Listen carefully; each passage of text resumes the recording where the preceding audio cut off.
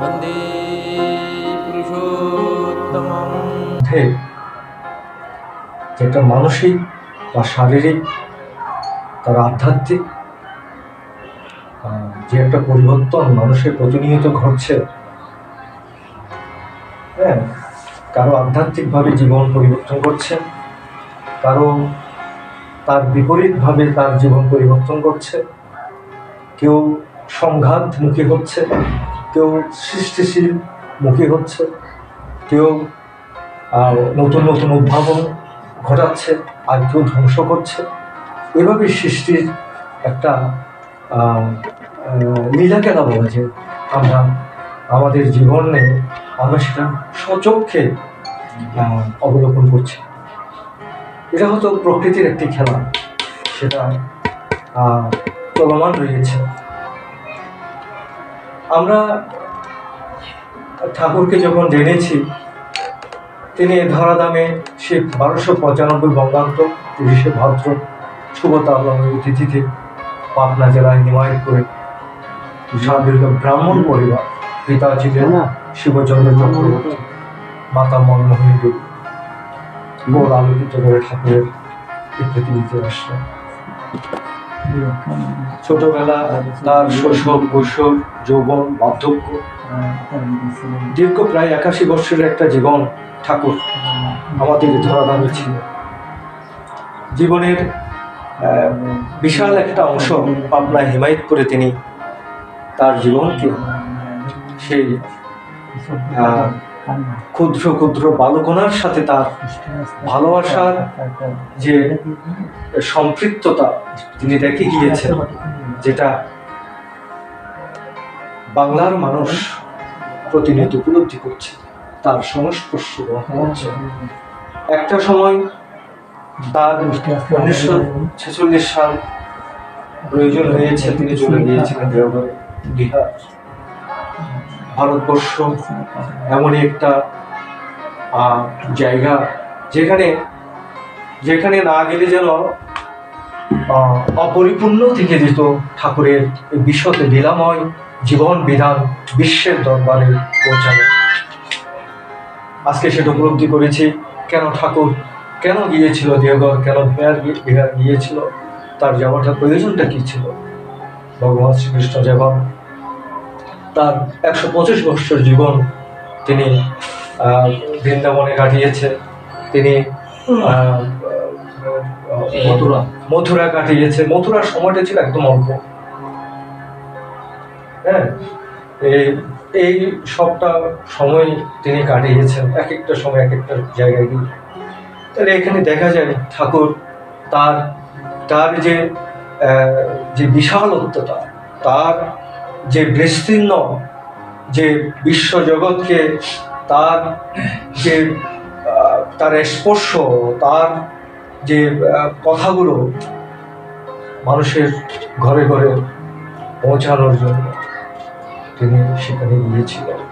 অতি অল্প সময়ে দেওঘরে সারা ভারতবর্ষের ঠাকুর অনুকূলচন্দ্রের এক প্রচার প্রসার ঘটল। পরম প্রেম ওই শ্রী ঠাকুর তার এই যে ব্যক্তিকাল একটা জীবন, সুদীর্ঘ একটা জীবন, তিনি আমাদের সহজভাবে কিছু জিনিস দিয়ে দিয়েছেন। দীক্ষার প্রতি তিনি গুরুত্ব দিলেন। তিনি বলেন, 3টা জিনিসকে তোমরা আঁকড়ে ধরো। প্রথমে দীক্ষা, শিক্ষা, সুবিবাহ।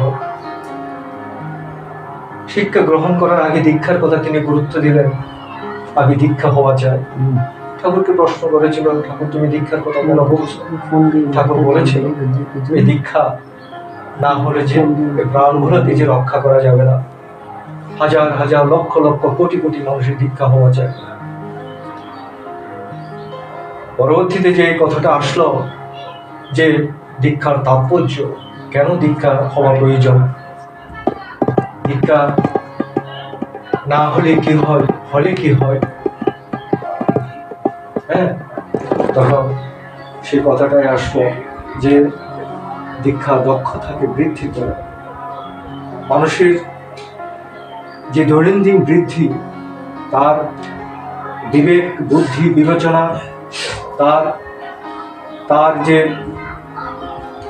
সক্ষমতা, তার যে বেড়ে ওঠা, সবটাই যেন দীক্ষা মধ্য দিয়ে হচ্ছে। কারণ পুরুষোত্তমের প্রাত্যহিক জীবনের যে পরিচর্যার যে বিধান আমরা পেয়েছি, যজন যাজন ইষ্টপ্রীতি স্বস্তিহানি সদাচার, এই প্রাত্যহিক পরিচর্যার যে বিধানগুলো আমরা পেয়েছি সেটা আমাদেরকে প্রতিনিয়ত বিবেককে উন্মুক্ত করছে, বিবেচনা বুদ্ধিকে বিস্তৃত করছে।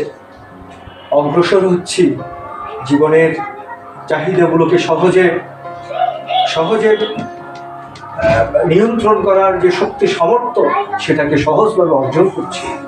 নিজেকে আত্মনিয়ন্ত্রণ, নিজের পরিবারকে সঠিক পরিচালনা, সবটা যেন ওই দীক্ষার মধ্যে লুকিয়ে রয়েছে।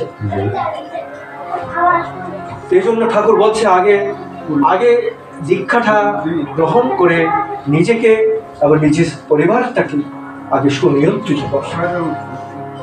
এখন প্রেমময় ঠাকুর যে জিনিস আমাদের দিয়েছে, আমাদের আত্মবিশ্বাস, আমাদের দুর্বলতা, আমাদের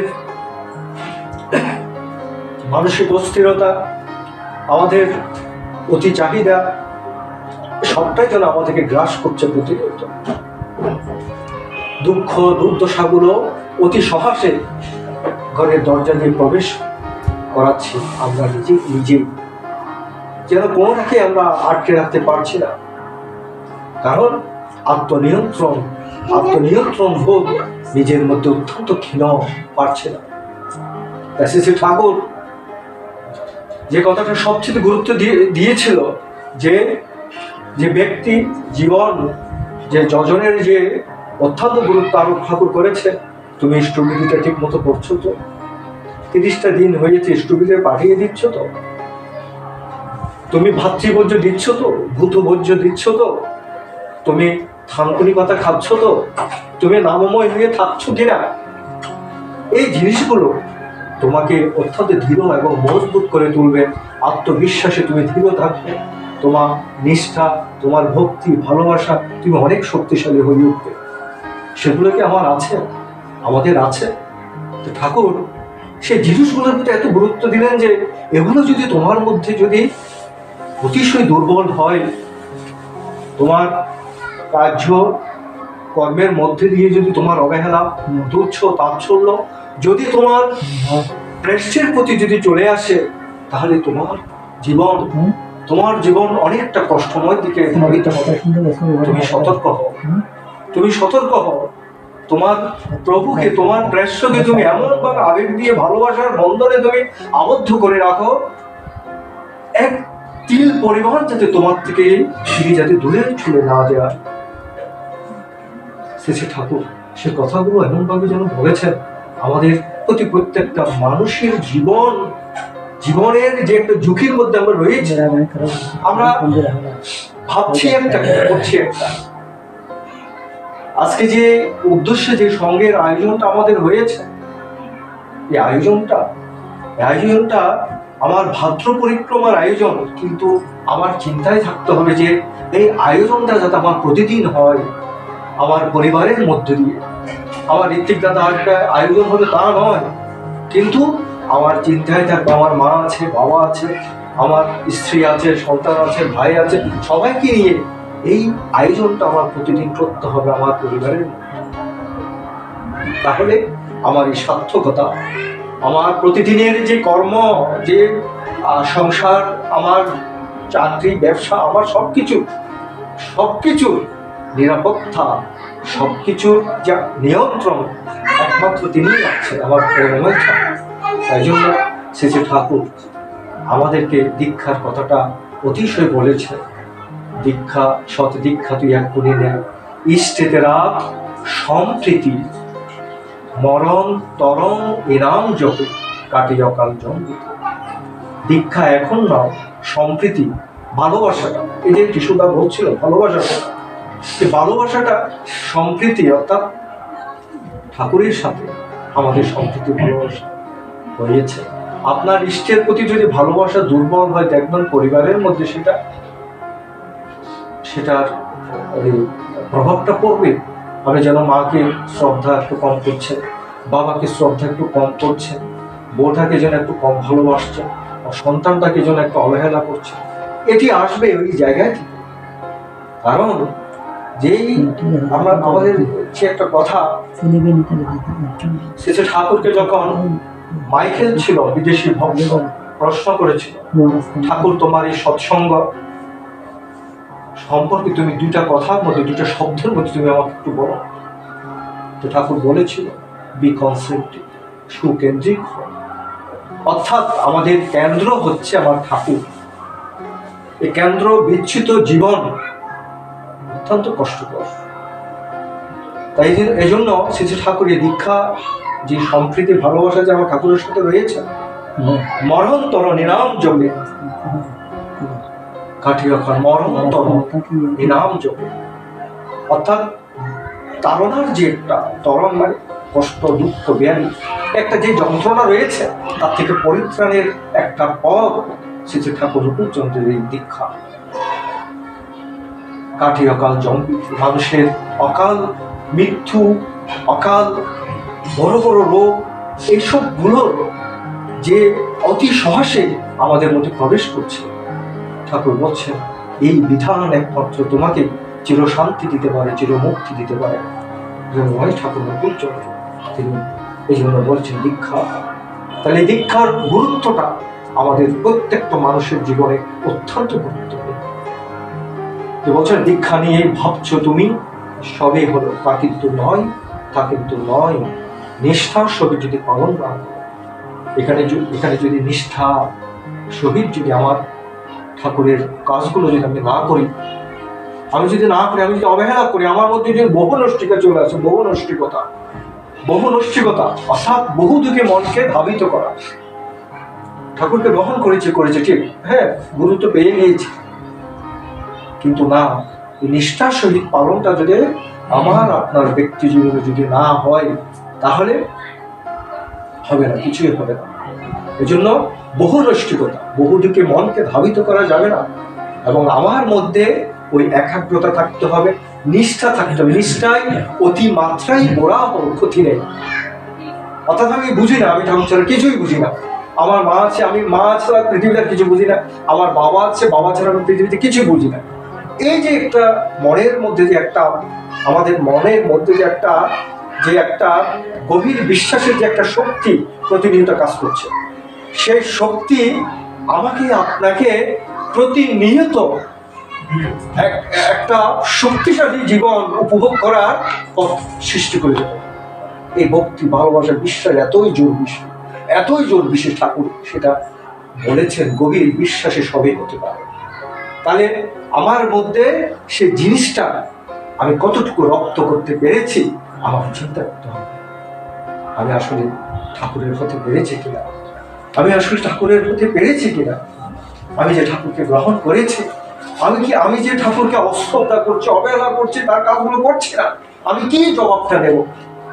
আমার একটা সময় এসে আমি দুঃখে শুধু কান্না করতে হবে, ঠাকুর কেন ঠাকুর আমি এত অবহেলা করলাম তোমাকে, কেন আমি তোমার কাজগুলো করলাম না, কেন করলাম না? একটা সময় আসবে যখন সেই সময়টা আমাদের থাকবে না। আমাদের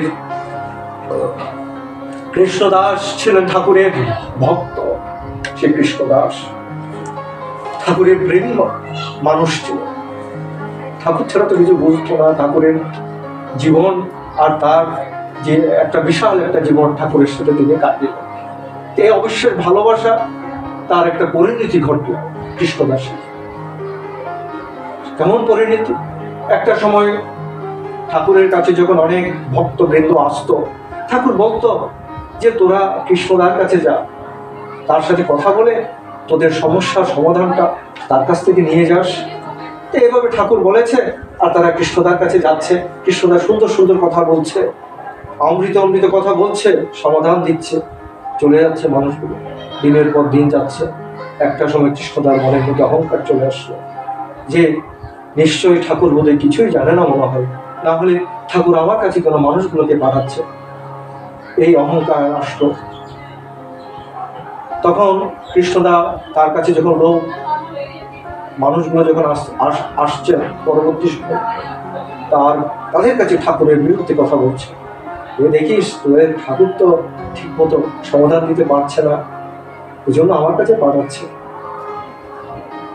হ্যাঁ, মনের মধ্যে অবিশ্বাস, অহংকার, দাম্ভিকতা, এই জিনিসগুলো মানুষের জীবনকে একদম ধ্বংসের দিকে নিয়ে যায়। কিছু দৃষ্টান্ত সে সময় হয়েছিল। এই কৃষ্ণদা তার কি হলো, এই চিন্তা থেকে তার মধ্যে এমনভাবে অহংকার চলে আসলো, তখন সরাসরি তাদেরকে বলছে তোরা ঠাকুরের কাছে যাস না, তখন আমি সবকিছু। এই সময়ে তার মধ্যে একটা রোগ বাসা বাঁধল, কুষ্ঠরোগ। এই কুষ্ঠরোগ যখন হলো, তখন আস্তে আস্তে আস্তে মানুষ তার থেকে দূরে সরে যায়। তখন তো কুষ্ঠরোগের একমাত্র কোনো ওষুধ ছিল না, মৃত্যু যারা মনে গেছিল। শেষে ঠাকুরের কাছে যখন কৃষ্ণদা যখন গেল, ঠাকুর মানুষ তো আমার থেকে দূরে সরে যাচ্ছে, ঠাকুর তুমি একটু সেটা করবে না, কাছে বলে এই কুষ্ঠরোগীকে ঠাকুর জড়িয়ে ধরলো। এমন সময় কি আসলে আসাটা অনেক অনেক দেরি হয়ে গেল, অনেক দেরি হয়ে গেল। আমার আর কিছু করার নেই কৃষ্ণদা, আমার আর কিছু করার নেই। অর্থাৎ প্রেমময় ঠাকুর যিনি অন্তর্যামী, তিনি ঠিক ঠিক সব বুঝেন। অতীত, বর্তমান, ভবিষ্যৎ ঠাকুর একসাথে দেখতেন। ঠাকুর বলছেন যে আমার ইচ্ছাধীন হয়ে তোমরা চলো, আমাকে তোমাদের ইচ্ছাধীন করতে যাইও না। শেষে ঠাকুর সে মুহূর্তে কৃষ্ণদাকে বলল যে সেই কথাটা, আমার কিছু করার নেই কৃষ্ণদা, অনেক দেরি হয়ে গিয়েছে। সেই সময়টা আমাদের জীবনেও আসবে না সেরকম কোনো কথা না, আমাদের জীবনও আসতে পারে। এজন্য ঠাকুর যেমন বলতেন, আমি যেমন দয়াল তেমন ভয়াল, আমাদের জীবনটাও কিন্তু সেরকম। তাই যতটুকু আমাদের জীবনে সুযোগ রয়েছে, আমাদের তারই আনুগত্য হয়ে থাকতে হবে। আজকে যে ভাদ্র মাস শুনলাম, সুজয়ের মা বলল যে আমি সারা বছর নিরামিষ খাচ্ছি, ভালো লাগছে। কি আছে চাওয়া পাওয়ার বলেন? একটা বয়সে আমরা যে একটা মাছ খাবো, একটা যে মাংস, একটা যে ডিম বা এটা সেটা, তার সেই একটু সবজি দিয়ে যদি দুটো ভাত খান, আপনি দেখবেন কত তৃপ্তি পাচ্ছেন, কত শান্তি পাচ্ছেন। খাবার দাবার সব বলে যে এখন বিষ, কত মানুষ, কত রোগী যে আক্রান্ত হচ্ছে, সুস্থ নেই, কেউ সুস্থ নেই। তাই আমরা দীক্ষা, যে শিক্ষা, বিবাহ, তিনটা জিনিস, হ্যাঁ, এই দীক্ষার্থ জীবনটা প্রথমে আমাদেরকে অনেক স্ট্রং করতে হবে। তারপর শিক্ষার কথা বলেছে, তারপর দীক্ষার কথা, বিবাহের কথা বলেছে। আমি ওদিকে যাচ্ছি না, দুটা জিনিস যাচ্ছি না। আমি আজকে দীক্ষার বিষয় নিয়ে এই আমাদের জীবনে যে আমরা যে যতটুকু পারছি, আমরা আরো বেশি, আরো তোরা হয়ে ওঠার চেষ্টা করবো। আমাদের জীবনটা পরিপূর্ণ হোক, ভালোবাসার সময় একটা জীবন প্রত্যেকের প্রতি ভালোবাসা বৃদ্ধি হোক। আমাদের কর্ম তৎপরতা বৃদ্ধি করতে হবে, সময়ের প্রতি অবশ্যই খেয়াল রাখতে হবে, সময় যাতে আমাকে ডিঙ্গিয়ে যেতে না পারে। প্রতিটা মিনিটের হিসাব প্রত্যেকের নিতে হবে। কেন আমি সময় কালক্ষেপণ করব, কেন আমি নষ্ট করব? আমার একটা সময় আসবে, হাইরে আমি কি করলাম, শুধু সেই আফসোসটা আমাদের জীবনে একটা সময় এসে, একটা সময় অবশ্যই স্ব অবস্থানে আমরা সেটা আমাদের অনুভব করতে হবে, ফিল করতে হবে। সে সময়টা আমরা চাই যে অমৃতের সন্তান তোরা, অমৃতের জীবন দ্বারা মরণ খুঁজে হবে না তোরা সর্বহারা। আমরা অমৃতের সন্তান, আমরা পরম পিতার সন্তান। যে পুণ্যপুঁথিতে যে কথাগুলো রয়েছে, অত্যন্ত শক্তিশালী কথাগুলো, আমরা যদি সেগুলো যদি পড়ি, আমাদের অনেকটা জ্ঞানের পরিধি বৃদ্ধি পাবে। তা শুধু উপস্থিতি, আমরা এই সৎসঙ্গ পরিষদ থেকে আমরা নিজেকে আরো বেশি আরও বেশি আমাদের সচেতন হতে হবে। আমাদের খাওয়া দাওয়া থেকে শুরু করে প্রতিদিনের প্রত্যেকটা কাজ, প্রত্যেকটা কর্ম, প্রত্যেকটা পদক্ষেপ আমাদের চিন্তা করতে হবে যে আমি অযথা আমার জীবনটার থেকে সময়গুলোকে নষ্ট করবো না। আমার সময় রয়েছে বই পড়ব, আমার ঠাকুরের বই পড়ব, আমার অন্য গ্রন্থ পড়ব, যে জিনিসগুলো পড়লে আমার জ্ঞানের পরিধি বাড়বে। সত্যানুসরণ রয়েছে তো সংকীর্ণতা, অত্যন্ত অত্যন্ত দুর্বল একটা শব্দ, সংকীর্ণ, যার চিন্তা ভাবনাগুলোকে সংকুচিত ঝিল করবে। তাহলে আমাদের যে মানুষগুলো বিস্তৃত নিয়ে আলোচনা করে, যে মানুষের মধ্যে বিশালতা নিয়ে কথাবার্তা হয়, যে মানুষের জ্ঞানের পরিধি বৃদ্ধি হয়, যে যে জিনিসগুলো দেখলে শান্তি আসে, সেই জিনিসগুলোকে আঁকড়ে ধরতে হবে। আর যারা কুয়াতে বসে যারা বৃহৎ সাগরের সমালোচনা করে, তাদেরকে বৃহৎ সাগরের জ্ঞান তাদেরকে দেওয়ার চেষ্টা করতে হবে। হ্যাঁ, এই জিনিসগুলো আমাদের চিন্তায় রাখতে হবে। তাহলে আমরা অবশ্যই আমাদের নিন্দা করা বা ঘৃণা করা বা মানুষকে খাটো করা বা মানুষ সম্পর্কে সমালোচনা করা, এগুলো আমাদের জীবনকে কিন্তু অনেক কষ্ট করে তুলে। হ্যাঁ, যে আলোচনা, যে সমালোচনা নিজের মনকে অশান্ত করবে, সেগুলোর থেকে আমাদের কি করতে হবে? দূরে থাকতে হবে। সবসময় ইষ্টকতা, ইষ্টচিন্তা, ইষ্ট ভাবনা এবং যে জিনিসটা আমাদেরকে অত্যন্ত শক্তিশালী করবে, আমাদের চিন্তাগুলোকে যাজনটা করতে হবে ঠাকুরের প্রতি।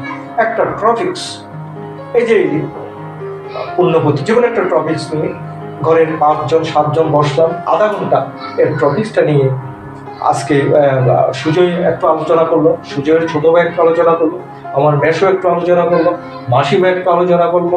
এতে 5-7 জনের যে চিন্তা মধ্যে যে ঠাকুরের একটা অস্তিত্ব রয়েছে, সেটার একটা বহিঃপ্রকাশ তৎক্ষণাৎ কিন্তু সেটা আপনারা উপলব্ধি করতে পারবেন।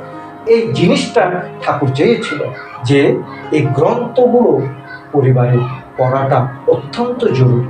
এতে কি হয়? এতে এক একজনের মনের ভাবটার মধ্যে এক এক রকম প্রতিক্রিয়া সৃষ্টি হয়, যেখানে ঠাকুরের একটা বিশাল শক্তি সেখানে আমরা নিজেরা অনুভব করতে পারব। সুযোগ উপস্থিতি আরো কথা শুনবো, আমার বন্ধুরা রয়েছেন, আমি অনেক কথা বলে ফেলতেছি। আমাদের জীবন সুন্দর করার দায়িত্বটা আমাকে ভালোভাবে পরিচালনা করার দায়িত্বটা আমার মধ্যে জ্ঞানের বিকাশ ঘটানো পুরোপুরি দায়িত্বটা আমার। আবার আমি নিজেকে সংকুচিত করে, নিজেকে স্তব্ধ করে, নিজেকে একদম জীবনটাকে শেষ করে দেওয়ার পেছনে কিন্তু তাই বলছে, তুমি ঠাকুর বলছেন যে তুমি সব তোমার পরিবেশ বা তোমার পরিবার, তোমার পারিপার্শ্বিক সব কিছুর জন্য দায়ী। তাহলে আমি সবকিছু দায়ী, আপনি সবকিছু দায়ী। আপনার পরিবার যদি বা আপনার পারিপার্শ্বিক বা আপনার পাশাপাশি যারা আছে সবকিছুর জন্য, অর্থাৎ আমার শাসন যে ঠাকুর বলছে না, শাসন বাক্য তোমার যেসব সে তো আমার আশীর্বাদ। শাসন করি বাবাকে, সন্তানকে শাসন করছি না, সেটা সন্তানকে মনে করতে হয় এটা আমার বাবা আশীর্বাদ দিচ্ছে, নিশ্চয় আমার কোনো যেন ভুল হচ্ছে। মা আমাকে বকা দিয়েছে, সেটা আমার আশীর্বাদ, নিশ্চয়ই আমার চলার মধ্যে কোনো একটা ভুল হচ্ছে। তো এই আশীর্বাদটুকু হচ্ছে আমাদের জীবনে চলার ক্ষেত্রে পাথিও, এই আশীর্বাদ নিতে হয়। এই জন্য আমরা চেষ্টা করব, প্রতিনিয়ত ঠাকুরকে নিয়ে যাতে আমরা চেষ্টা করি।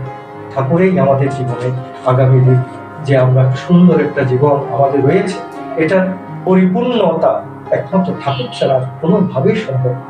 যে আগ্রাসী রাষ্ট্রবিধান বা রাষ্ট্রের মধ্যে যে পরিবেশ সৃষ্টি হচ্ছে বা আগামীতে কি হয়, প্রেমময় ঠাকুর ছাড়া তো কেউ জানে না। এই জন্য ঠাকুরকে নিয়ে আমরা চলতে হবে। ভালো থাকবেন। সুজয় এবং আমার সমস্যা যারা রয়েছে প্রতি প্রত্যেকের জন্য ঠাকুরের চরণে প্রার্থনা নিবেদন করছি। সবাই ভালো থাকবে। জয় গুরু। জয় গুরু।